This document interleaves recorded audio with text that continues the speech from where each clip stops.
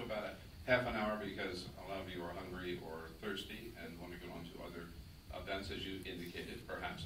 So let me ask you then, before we get to your questions, and again, I think Carl was making this point at the end. It's hard to follow because the credits were rolling, but you know, this is a town where people really work their butts off, and they're usually, often at each other's throats, and sometimes it's tense. Wouldn't say hostile, but tense.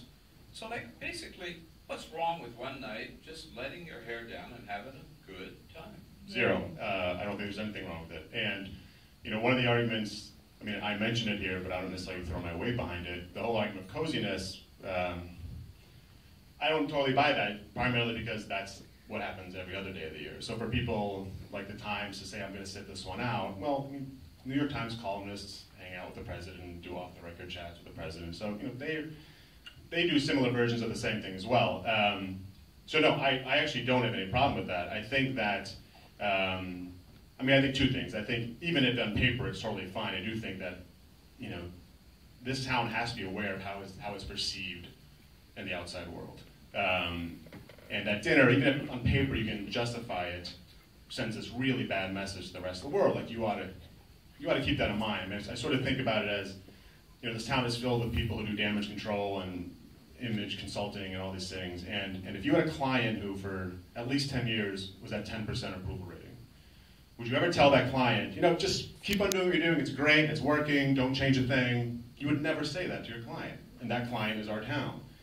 And so I think for people to say, this, you know, this is what it is, like, yeah, it's kind of gross, and yeah, it's this and that, but like, whatever, you know, it's just a dinner, don't worry about it, you know, blah, blah, blah. That just seems like a very cynical attitude, and you're certainly never going to get that 10% approval rating up if that's your, you know, if your attitude is, oh, this is the way it is. I mean, it's not working. So no, I mean, I have no problem with that. Again, sort of what I say is just sort of the magnanimity of it on people's consciousness, I think, is too much. But if it didn't happen Saturday night, it would happen on Sunday night. So, I promised your question is, oh man, where do we go? All right, I'm going to start with a former president of the White House Correspondents Association, Steve Toma. Steve, do we have a mic for the audience? I'll repeat the question. Okay. Yeah. Congratulations, Patrick. Thank you, Steve. Enjoyable. I have to admit, having been in the eye of the storm, I learned a lot tonight. There's a lot more stuff going on last year that weekend than I knew about. It was good reporting. Thank you, Steve. A somewhat critical question, Sure. though. You just talked about it. Why doesn't, at the dinner itself, does the association with the president there talk about some of these challenges of access?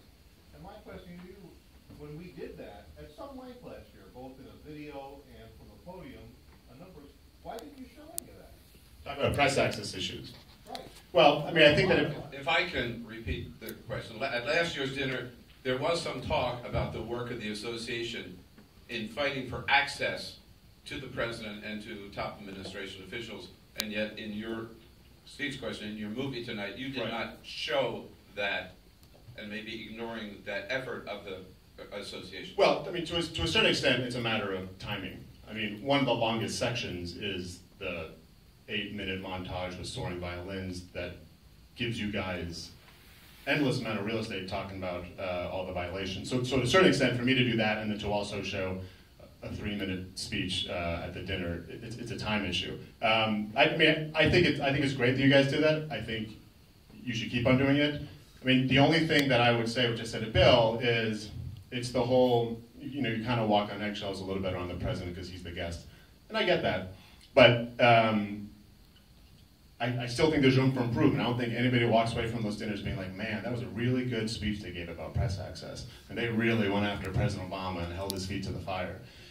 So it's not to say, so from my vantage point, it's not to say that doesn't happen. But like I said, I mean, there's a gap between, I think, the good work that your association does and the public's awareness of it. I mean, I showed this to somebody last night who has no idea about anything in DC, and she was just completely, she was like, I had no idea that there was all this press to me. She was like in tears about White House Correspondents, because she felt so bad for you guys. So anyway, so I do think there's a gap between the good work that the association does, but also the public's awareness, how we bridge that, because it's tough. It's a dinner to celebrities. How are you possibly going to get people to pay attention to that when there's Scarlett Johansson, you know?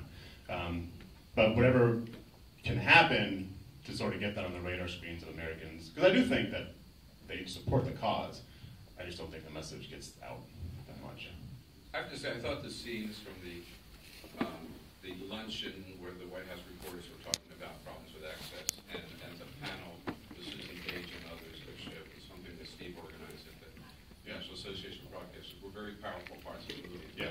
Really did get out, I think, the challenges that the reporters follow every day, meet every day. John Gizzi, anybody's got a voice that can bellow through this crowd, he does. Yes, sir. I think that's you, isn't it? No, it's not. Oh, I'm sorry. Hello, sir. Welcome. It's Rocky Twyman with the Pray at the Pump movement. Yeah. I Only just high want on to the thank Zoom. Patrick Gavin. I'm the founder of the Pray at the Pump movement. And we brought these gas prices down. We went around and prayed at the pump. Patrick Gavin covered us from beginning to end. So I believe that you believe in prayer, Patrick. So I'm going to pray for this documentary that it will win an Oscar.